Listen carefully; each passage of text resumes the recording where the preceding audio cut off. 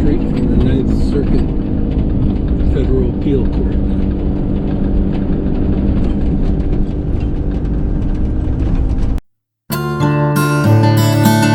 Come and ride along with Hawkeye and Jeannie, as they continue their journey on the road in a converted cargo van, visiting cities, communities, towns, and other places of interest to determine what is really going on in the aftermath of the COVID-19 pandemic.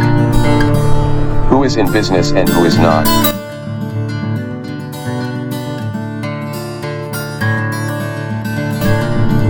What is the new normal way to live? Then report back to you with these videos. That is what Hawkeye's Tales and Trails is all about. I am Delmer, the narrator.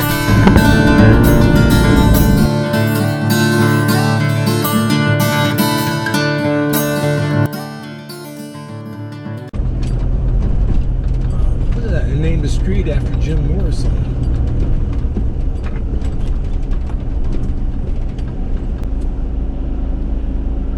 Notice the fencing around the Starbucks on the left. Episode 56 is about Hawkeye and Jeannie's drive through Portland, Oregon. Portland is the largest and most populous city in the U.S. state of Oregon and the seat of Multnomah County.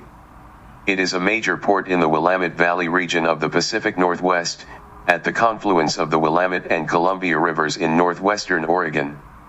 As of 2020, Portland had a population of 652,503, making it the 25th most populated city in the United States, the 6th most populous on the West Coast, and the 2nd most populous in the Pacific Northwest after Seattle.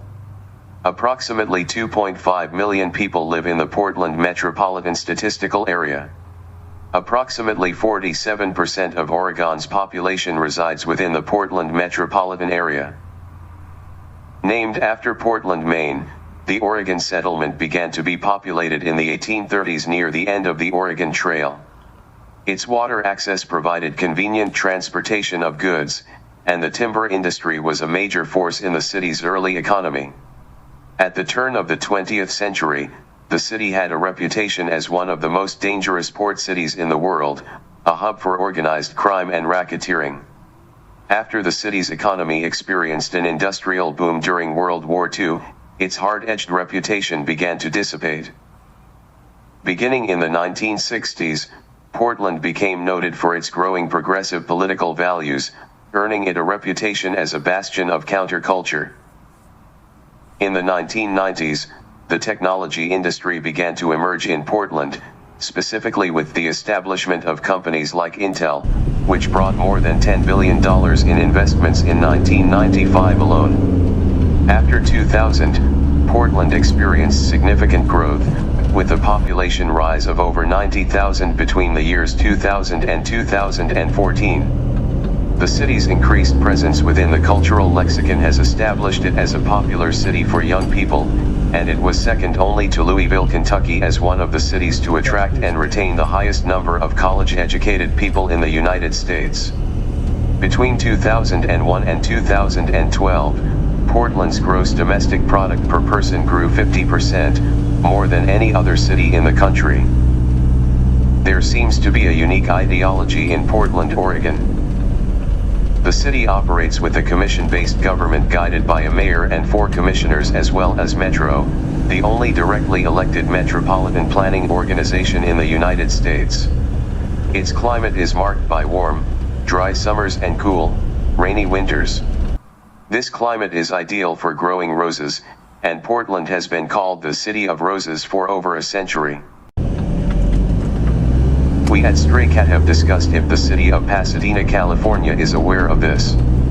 After all, Pasadena has the Rose Bowl and the annual Rose Parade on New Year's Day, which is televised around the world. The Tournament of Roses Parade has also been happening for over 100 years. According to Google, there is a 52% chance of rain on New Year's Day in Portland, Oregon. Pasadena sure could use some rain. On the day of Hawkeye and Jeannie's drive-through in Portland, the big news was that the entire Portland Police Crowd Control Unit resigns after an officer was indicted on protest assault charge. Members of a specialized Portland, Oregon, police unit that deals with crowd control had resigned from the assignment in Massey a day after a fellow officer was indicted on an assault charge stemming from alleged illegal use of force during a protest last year. Given the number of violent, destructive protests that are routine in Portland, we believe that the police have a good record.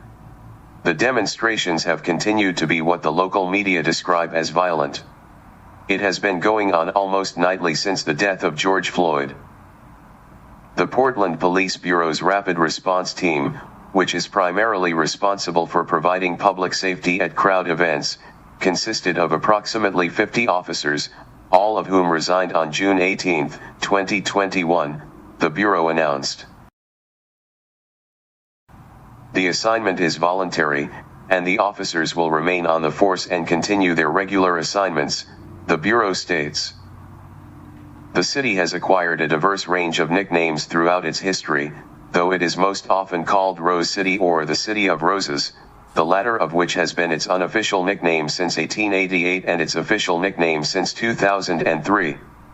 Another widely used nickname by local residents in everyday speech is PDX, which is also the airport code for Portland International Airport. Other nicknames include Bridgetown, Dumptown, Stumptown, Rip City, Soccer City, P-Town, Portlandia, and the more antiquated Little Beirut.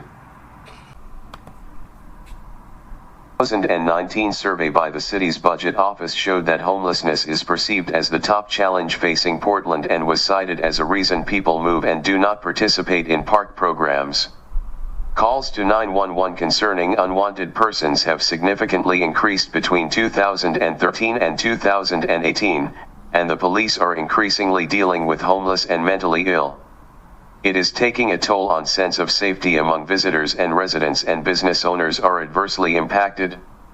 Even though homeless services and shelter beds have increased, as of 2020 homelessness is considered an intractable problem in Portland. Here's where we ate at. Luke, is that how you say that?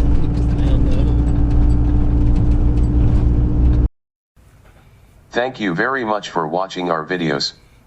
We hope that they are somewhat interesting. Our goal is to show people, places, and events that you may not normally get to see, hear, and how the COVID-19 pandemic has affected them. Please share our video with others. Please click the like or the thumbs up icon. Click on the round icon to subscribe and be notified when future episodes are available. Our videos are amateur and unscripted documentaries of Hawkeye and Jeannie's travels. Click this icon to select an episode to watch a previous episode. It is our recommendation that if you are new to Hawkeye's Tales and Trails, start with episode.